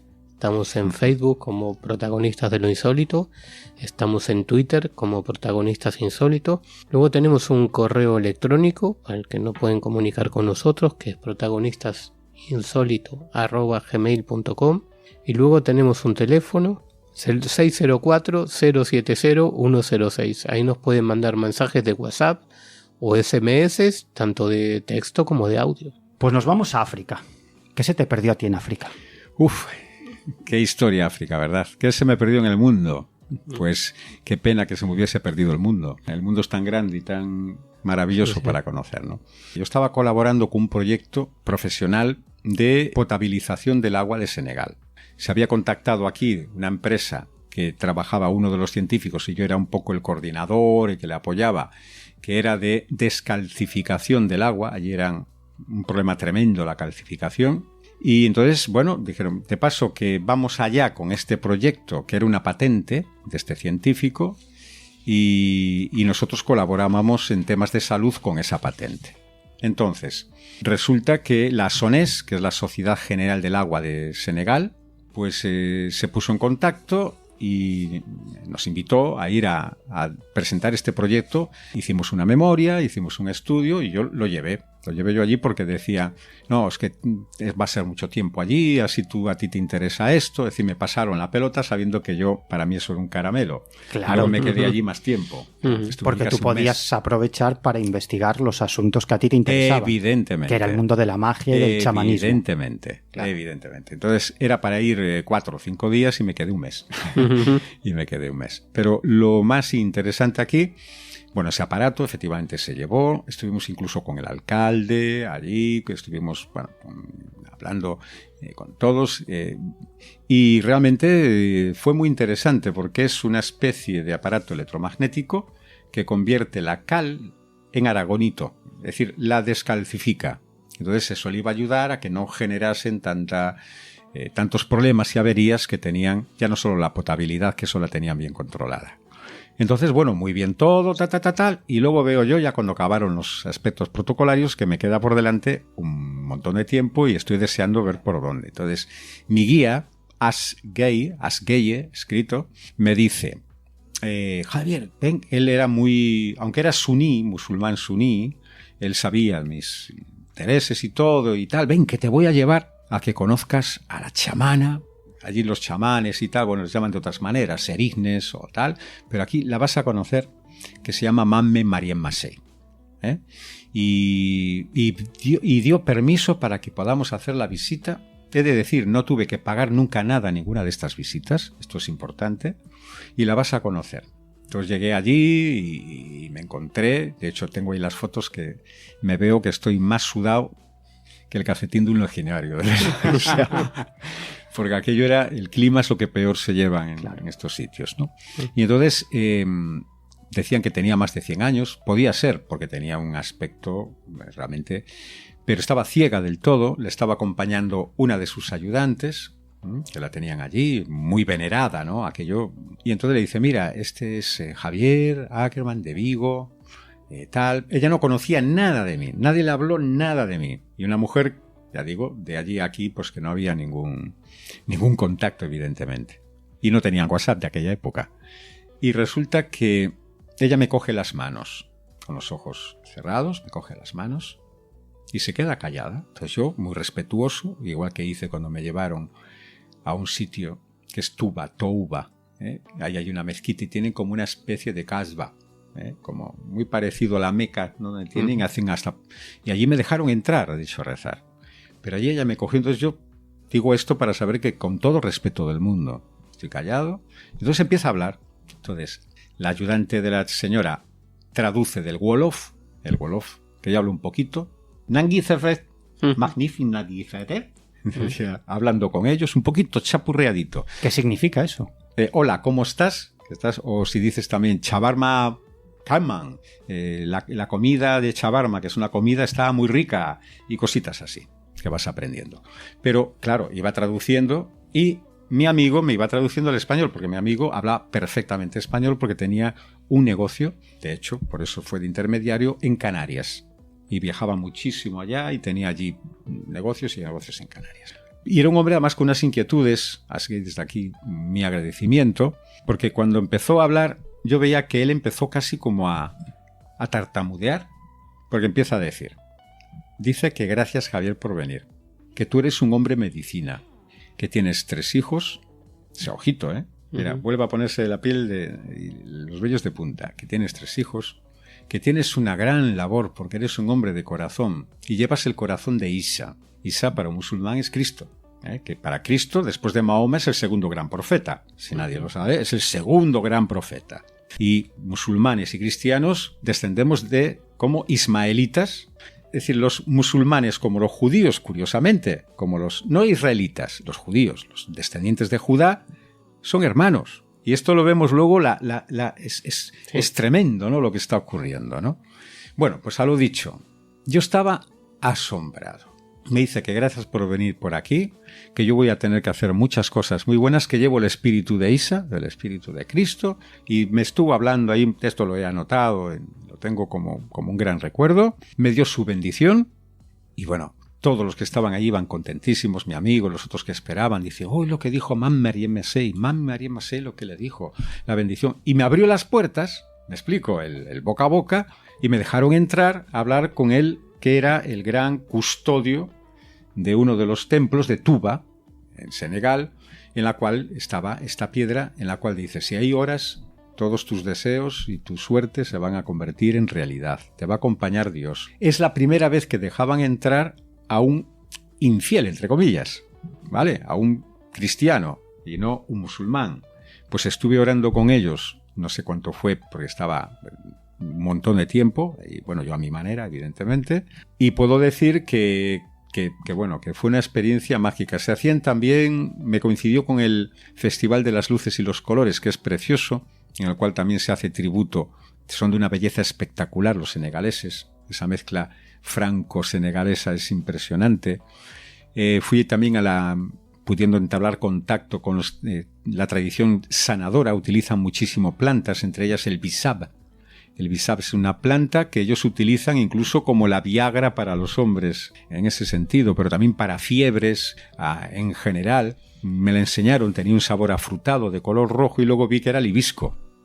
Anda. Sí, claro. Luego dije yo, pero si esto es el hibisco. ¿Y ahí en Senegal tuviste alguna experiencia más relacionada con la magia, con el chamanismo, no? Sí, bueno, tuve varias experiencias, ¿no? En una de ellas me llevaron junto a un, digamos, chamán un poquito extraño, no querían que nadie entrase allí. Este sí quiso cobrar para poder llegar junto de él. De alguna manera, este hombre, podríamos decir que era como un mago negro, porque si tú le llevabas algo, de hecho él, una cosa que he de decir, cuando acababa de comer, que le daban allí todo y tal, era que es como un plato, como unos fideos, repartía los fideos a la gente y se los tenían que comer. Es decir, era como una comunión. Te daba un fideo de su plato, ya acabado, las sobras te la daban y tú te lo tenías que comer. Y claro, me dio un fideo y no me lo comí. O sea, yo, aunque no parezca, era muy escrupuloso en ese sentido, y más en estos sitios que yo ya me imaginaba toda la parasitología, que no la parasitología que me podía caer. Te podías llevar esa parasitología en tu cuerpo. En mi cuerpo, exacto. Sí. Entonces, como que no. Y bueno, y según parece, primero él no me quiso traducir lo que dijo, pero me había echado una maldición. ¿Me explico? No sé si sería muy buena maldición o no, pero bueno, yo después de estar con la gran protectora, que allí era como la Virgen María, ¿no? En ese sentido, en su, digamos, devoción que tenían con esta mujer, a vista de lo que pasó después, yo creo que prevaleció lo que me hizo Mame Marie Massey, su protección divina, esas oraciones que hicimos allí, porque, bueno, no me puedo quejar. Fíjate, yo en ese sentido, yo viví algo que me sorprendió mucho en Cuba. Uh-huh. Hace ya bastantes años, a través de dos amigos de la Sociedad Secreta Vacua, me llevan a un santero muy importante. Y este hombre me echa los caracoles y empieza a decir una serie de cosas que me sorprendieron mucho, porque él no sabía nada de mí, y estos dos amigos, que yo los llamo amigos, aunque no los conocía antes de viajar a Cuba, por una serie de casualidades los conocí y me abrieron las puertas del mundo de las religiones afrocubanas allí. Y este santero, primero, me dice que yo vivía en un monte alto. Y era cierto, porque yo en esa época vivía en la ciudad de La Coruña, en el barrio de Monte Alto. Luego me dice que mi madre tiene un problema, y es que pierde el conocimiento, sufre una serie de mareos, y esto es debido a un problema en el oído. Y era cierto. En esa época mi madre sufría unos desmayos repentinos y tenían que ver con un problema en el oído. Eso, por fortuna, con el paso del tiempo fue desapareciendo. Y me hizo una advertencia. Me dijo: en los próximos 5 años nunca se suba en un coche rojo, porque tiene usted el riesgo de morir en un accidente de tráfico en el interior de un coche rojo. Bueno, yo en esa época me movía muchísimo por Galicia y por toda España, pero fundamentalmente por Galicia, siguiendo casos de ovnis y de anomalías de todo tipo, con un buen amigo que se llama José Lesta y que entonces él disponía de un R11 de color rojo. O sea que yo prácticamente día sí y día también estaba dentro de un coche de color rojo. No le hice ni puñetero caso y aquí sigo, estoy vivo. Por lo tanto, esa advertencia no se cumplió. Menos mal. Sí, menos pero mal. esos dos datos tan concretos que me ofreció me sorprendieron mucho, lo del Monte Alto y lo de esa enfermedad tan concreta. Sí, que de no mi es madre. algo muy generalizado. No. Una pregunta, voy ahora a ser yo Sí, que te claro. pregunte en este sentido. ¿Eras tú el que conducías el coche? No. Bueno, pues ahí quizás sea el punto. Quizás Claro, ese sea el punto. Claro, que tú eras de acompañante, digamos. Efectivamente, Claro. yo fundamentalmente iba de acompañante. Pues no cojas un coche rojo. ¿no? Bueno, Bueno, pasaron los 5 años, ¿no? sí, me dio un plazo de 5 años. Ah, vale, Sí, vale, sí. ya caducó. Bueno, Ya caducó, caducó hace sí. mucho O tiempo. sea, la maldición caduca.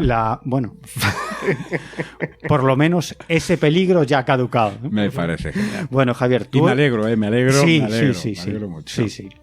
Javier, tú entre otras muchas cosas eres maestro de yoga tibetano Ujú. y maestro de meditación, también meditación tibetana, de la Ujú. tradición tibetana, y embajador internacional para España de la Ujú. Alianza Internacional del Yoga. Esta es otra de tus facetas. ¿De dónde nace tu interés por esta tradición budista? Bueno, hace muchos años. Yo soy un curioseador, investigador sois vosotros, en el buen sentido. Ujú. Yo soy un curioseador.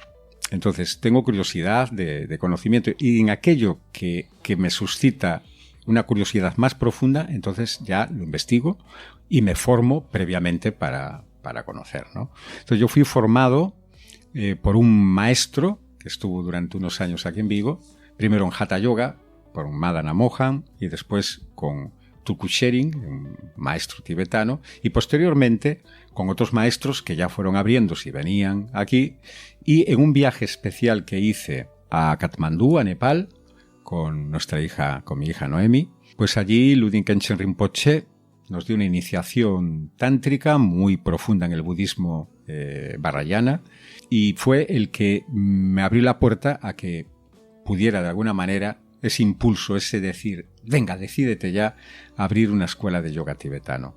Estoy hablando ya hace casi 20 años, 18 años. Y a partir de ahí vinieron otros maestros que siguieron intercambiando enseñanzas conmigo, legalizamos todas las enseñanzas con registro de propiedad industrial, porque esto si no es un tremendo, ¿no? Y los otros maestros nos han reconocido diversas escuelas de yoga tibetano budista, de la tradición Bon, está Yese Yondon, que llegó aquí y nos ha... Qué interesante eso, la tradición Bon. Sí, chamánica, Buah. animista. Uy, te puedo decir que ahí tenemos una gran formación en la tradición Bon. Cuéntanos algo sobre esto. Mira, tradición Bon es la religión o tradición religiosa que había antes del budismo tibetano. Es la tradición, digamos, popular, tradicional que hay en Tíbet. Se le evoca que tiene casi 18.000 años y que Tompa Sherab Miwoke fue el creador de esta tradición. Sería algo así como el Buda Bon, ¿vale? El gran maestro de esta tradición. Es como una tradición pagana dentro del budismo. Sí, exactamente. Y animista. Y animista. Animista dentro de... De hecho, muchas cosas que el budismo tibetano no existía. Entró el budismo de India a través de Padmasambhava en el siglo VIII, el gurú Rinpoche o el gurú precioso Padmasambhava entra entre el siglo VII y VIII en Tíbet y ahí lleva el budismo. Entonces, ahí se junta que había allí en Tíbet esta tradición chamánico tradicional, que es la tradición Bon, y ahí primero hay conflictos, pero también surge un budismo muy animista, muy integrado, que es una contradicción, porque el budismo no cree en un yo inherente, en una entidad inherente, sino en una consciencia, un flujo de consciencia que renace, que no reencarna en sucesivas vidas, para que tú vayas perfeccionándote hasta alcanzar en ese principio la liberación total, ¿no? En ese sentido. No hay Atman, es Anatman. No hay un alma inherente, sino hay un flujo de consciencia que está impulsada por el karma, ¿vale? Por los vientos kármicos. Pero el Bon es distinto.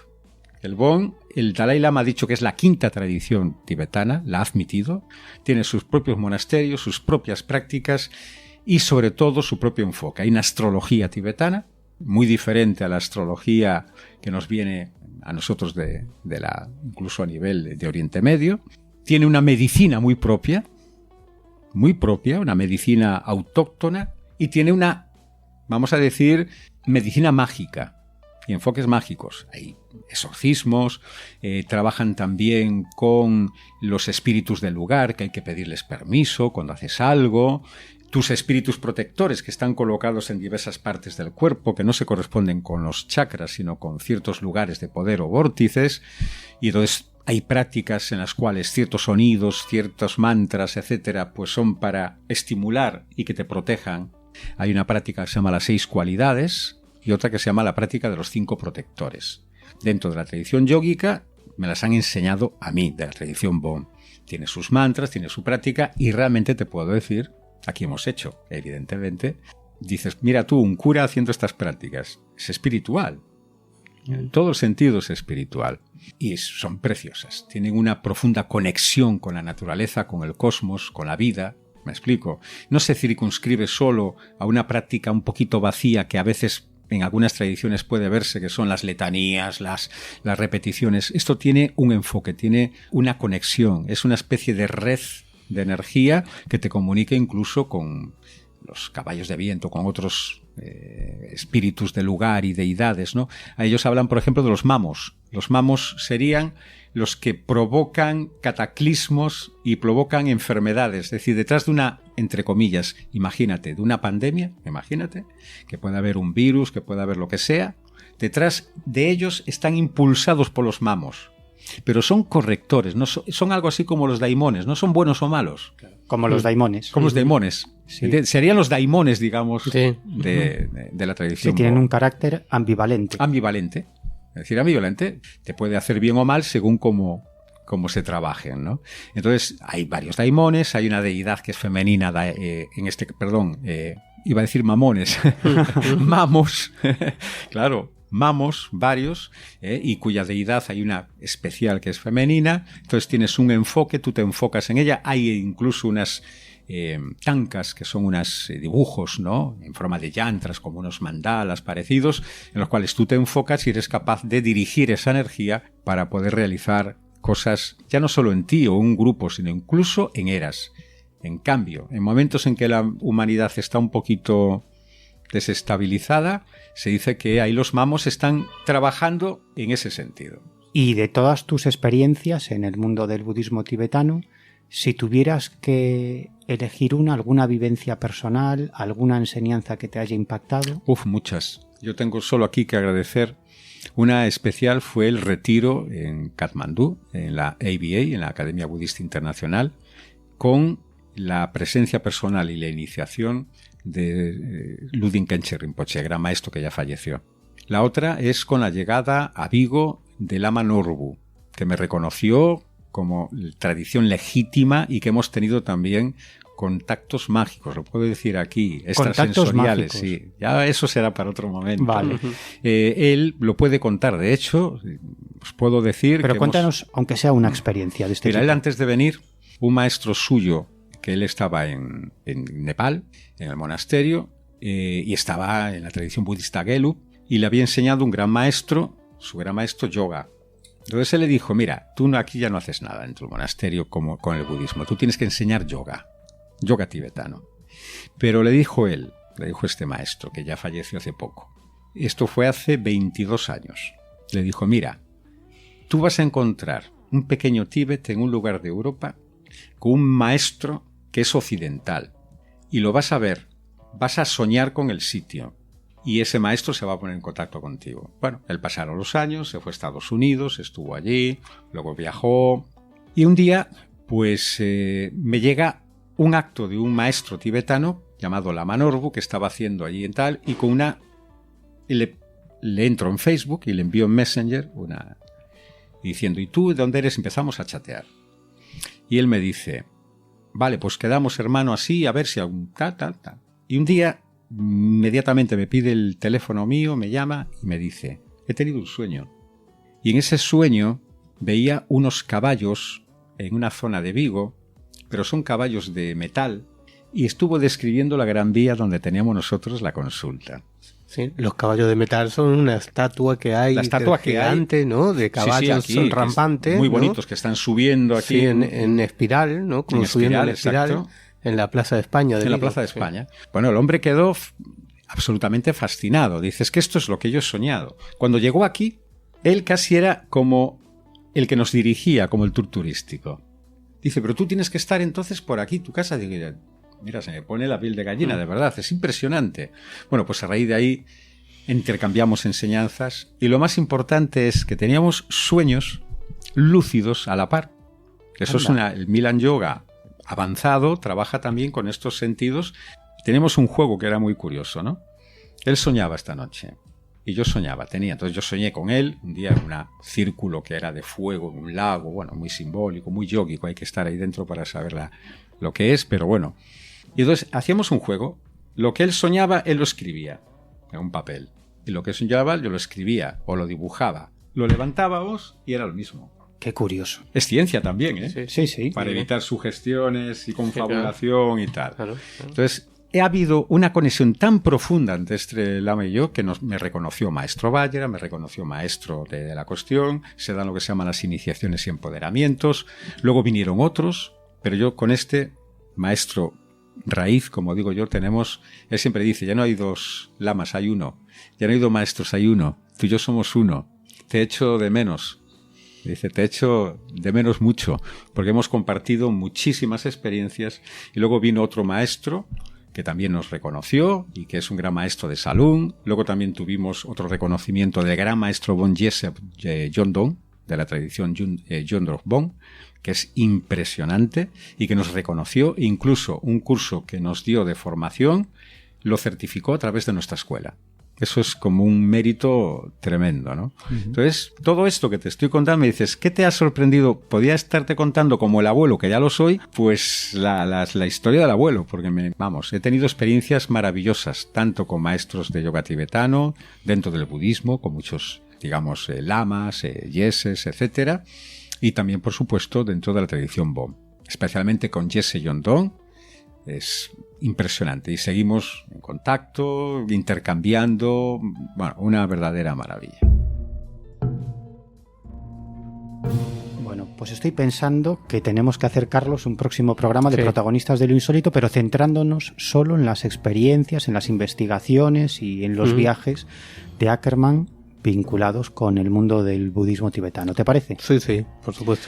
Y llegados a este punto, Javier, con todo lo que nos has contado, hipnoterapeuta, naturópata, investigador de fenómenos paranormales, maestro de meditación y yoga de la tradición budista, sacerdote anglicano. A eso iba. Con todo eso que nos has contado, ¿cómo se come que al final estudies teología? Que eso lo puedo entender, pero que finalmente te ordenes sacerdote de la Iglesia Ortodoxa Serbia y luego te pases al anglicanismo. Explícanos esto, porque hay quien seguramente al otro lado que nos está escuchando puede pensar que es un contrasentido. Sí, pues ninguno. Mira, te explico. A mí el budismo y la meditación y sobre todo el yoga tibetano, yo no soy budista. Parto a la base de que conozco el budismo, lo he estudiado, he hecho una formación de 7 años de estudios budistas. Pero tú no te consideras budista. Me considero de espíritu budista, pero budista a nivel tradición, no lo considero. Es decir, considero que el yoga tibetano es transversal. El yoga tibetano no es un yoga budista, es un yoga tibetano. Igual que todos los que están en Sevilla no bailan flamenco. Me explico, no tiene por qué gustarte el flamenco. Pero no soy budista en ese sentido, pero me merece un respeto absoluto, profundo. Coincido en muchísimas cosas del budismo, con las 4 nobles verdades, con el octuple noble sendero, con los métodos meditativos del budismo. O sea, estamos hablando de hace 2000, casi 600 años, 2500 años y pico. Un señor que era el príncipe Gautama, pues resulta de una tradición real, de realeza, deja a su mujer, deja a su hijo, y se va porque quiere descubrir la realidad después de que conoce la muerte. Entonces, para mí esa inquietud y lo que él encuentre, lo que él me parece fantástico. Luego hay muchas escuelas budistas, cada una le da su enfoque. Pero el yoga tibetano no es un yoga exclusivamente budista, aunque incorpora aspectos y prácticas budistas. Y respeta absolutamente a la tradición budista porque es una tradición no teísta. Pues hombre, es más libre de pensar, aunque no todos en las tradiciones, ni todos los lamas, ni todas las escuelas piensan igual. Casi se convierten a veces en tan... Pues ahí tenemos lo que ha pasado en Sri Lanka, por ejemplo, con el budismo Theravada, enfrentándose unos a otros. Es el ser humano el que tiene que trabajar el corazón. ¿Me explico? Y yo siempre digo, un libro de cocina no te da de comer. Es decir, no cocina para ti. Tendrás que coger eso, trabajarlo, etcétera, igual que cualquier tradición. Pero lo que realmente a mí me abrió es esto, es decir, ver esto y sobre todo esta chica que yo decía, yo nací en una cultura judeocristiana, muy católica, el colegio donde yo estudié con una beca hace muchos años, gracias a que tenías que aguantar ahí la beca, que antes las becas había que aguantarlas muy duramente, era un colegio católico romano, entonces... Yo siempre tuve una buena relación y me pareció, con toda mi crítica también, pero me pareció que estaban haciendo una gran labor. Y conmigo lo hicieron, en cierto sentido, y con otros amigos también. Entonces, bueno, eso estaba ahí, pero luego ya vas abriéndote, conoces el mundo, ¿no? Te vas formando, vas estudiando, y llega Yolanda, esta chica, ya he hablado de ella al principio, sí, que se está muriendo. Le queda muy poquito tiempo. Hablamos de espiritualidad, ella me escuchaba en la radio, en mis colaboraciones, era una forofa de la radio, y yo voy viendo su declive, pero viendo ese vínculo que se estableció, y me empieza a hacer preguntas que podríamos decir de la escatología cristiana, y ahí me coge que estaba yo un poquito, ¿me entiendes? Y entonces ella me hablaba también de que tenías pues una devoción, como tenía su abuela con la Virgen de no sé qué y no sé cuánto, y yo decía, y que eso le daba mucha paz, pero bueno, que sea psicológico. Pero algo ocurrió cuando falleció esta niña. Estaba yo allí y ya había fallecido esta niña. Algo ocurrió realmente cuando falleció esta niña, que la madre cuando viene y me agarra, como te dije yo, y me dice, dame una razón para seguir viviendo, que algo dentro de mí, digo, estudia teología y luego déjate ir. Estudié teología, pasaron los años, fui poco a poco, por supuesto, y pasaron los años, y después de pasar los años, pues me ordené. Es decir, un amigo mío que ya era sacerdote en el Patriarcado de Serbia, era diácono, perdón, en el Patriarcado de Serbia, me dice, Javier, te encuentro el sitio adecuado para ti.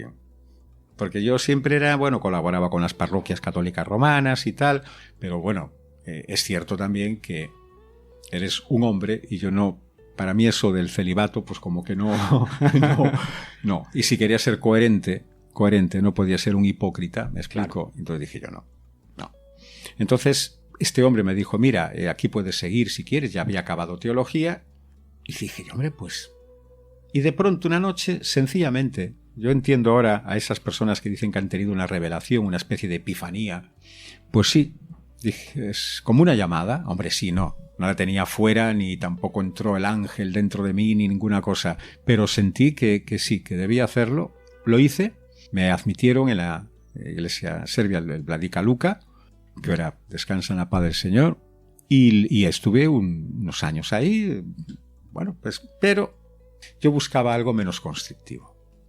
No solo que me diesen permiso para poder tener mujer e hijos, sino que me diesen la oportunidad de poder expresarme crísticamente, y con un Cristo que desde mi opinión es mucho más grande que las paredes de una iglesia, que es mucho más grande que un libro. Un Cristo que nos tiene que ayudar también a que descubramos el corazón crístico que llevamos dentro cada uno de nosotros, ¿no? El respeto a la igualdad, el respeto a la dignidad de la persona, el respeto al amor. Dios es amor, primera de Juan 4:8. Primera de Juan 4:8, Dios es amor. Y el legado de Cristo es ese mandamiento nuevo que nos ha dado, que nos amemos los unos a los otros como Él nos ha amado. Eso para mí la base, la piedra angular. Y visto desde esta perspectiva, pues entré en la Iglesia Anglicana. Es decir, quedé con don Carlos López Lozano, que es el obispo de la diócesis aquí en España. Ahora va a haber 2 obispos más, auxiliares, dentro de poquito. Se está creando una provincia propia. Ahora dependemos de Canterbury, como una provincia, como una iglesia extraprovincial. Pero ya dentro de poquito, el año que viene, en el sínodo, porque yo estoy en la comisión de nominaciones y también soy capellán examinador dentro de ello, y Eso es lo bonito, ¿no? Una iglesia democrática, el 50% de laicos, 50% de clero, auditorías externas a nivel en lo económico. La mujer tiene la misma, absolutamente la misma igualdad que el hombre, puede ir hasta el episcopado, ¿por qué no? Aquí en España, hasta los años finales de los años 70, una mujer quería abrir una cuenta bancaria y necesitaba el permiso del marido. Y nos parece, y no hace 2000 años, ¿eh? Sí, no hace tanto, ¿eh? Y no hace tanto, ¿eh? Entonces, me encontré ahí y me encontré bien, y me siento bien como sacerdote, eso sí. En la tradición, en la comunión anglicana, hablamos que hay 3 fundamentos, ¿no?, de lo que es la iglesia anglicana. La tradición, por supuesto, las escrituras, claro, y la razón. Y la razón. Tiene que ser una fe o una razón inspirada en la fe, una fe inspirada en la razón. Y la libertad de poder yo ahí moverme en estos intereses sin que haya un conflicto de intereses, ni tampoco una amonestación, ni una confrontación en la iglesia que estoy, si no está muy claro. Seguiría como teólogo y me voy de sacerdote. Javier, podríamos hablar muchísimo más tiempo contigo. Queda pendiente ese programa sobre la tradición budista y sobre todo que nos hables de esa tradición Bon, que a mí me parece apasionante. A mí también. Sí, ¿verdad? Sí, sí. Pero te hemos entretenido demasiado y tienes que hacer frente a una serie de compromisos, así que, pues nada, terminamos ya y lo más importante, como digo siempre, es que has compartido con nosotros no solamente tus conocimientos, sino tu tiempo, que es lo más valioso que tiene el ser humano. Ya habrán comprobado nuestros oyentes que te expresas divinamente. Dice que Dios da a todos unos dones y carismas, ¿no? Y que tenemos que saber, el hombre que los encuentra podrá expresarse, y siempre será en beneficio no de él solo, en beneficio. El sacerdocio es un servicio, ¿sí o no? Es un servicio, evidentemente. Y vosotros estáis haciendo un servicio, aunque no lo parezca también sacerdotal. Pues mira, vamos. Es lo último que me falta escuchar. Vamos a salir de aquí, sacerdotes, Carlos. Bueno, digo sacerdotal en el sentido. Ya. Lo entendemos, es una broma. Si queréis más chamánico también. Sí, también. Pues Javier, muchísimas gracias. Nada, a vosotros un placer. Carlos, Miguel, de verdad, un placer. Y gracias también a los oyentes. Pues Carlos, terminamos ya, pero qué personaje, Javier Ackerman, un hombre ecléctico donde los haya, y lo decíamos casi al principio de este programa, que siempre está estudiando, siempre está profundizando en diferentes aspectos, y además no solamente está ese perfil del Javier Ackerman investigador o que se documenta sobre diferentes aspectos, sino que él también quiere experimentar, por eso viaja al Tíbet, viaja a África, estudia teología y se convierte en sacerdote. Es decir, no solamente está esa faceta de investigador, de la búsqueda del conocimiento, sino también de experimentar. Sí. Yo creo que tiene todos los ingredientes, ¿no? En múltiples facetas. Me fascina lo polifacético que es, ¿no? Y que cada tema que aborda pues lo lleva hasta el final, ¿no? Está muy bien. Pues Carlos, que nosotros vamos a seguir grabando más programas de protagonistas de lo insólito, porque aún nos quedan unos cuantos días por delante para seguir nuevos casos que tenemos pendientes por aquí, por Galicia, y para entrevistar a más protagonistas. Pero bueno, tú y yo volveremos a coincidir ante los oyentes de protagonistas de lo insólito en un par de semanas en un nuevo programa con un tema muy diferente, ¿te parece? Perfecto, me parece perfecto. Un abrazo y nada, seguimos. Pues ahí seguimos. Un abrazo. Y a vosotros, los que estáis ahí al otro lado, lo que os digo siempre, que por favor intentéis ser felices y que persigáis vuestros sueños y que en la medida de vuestras posibilidades no sufráis por sufrir. Así que, como termino siempre, paz y salud para todos.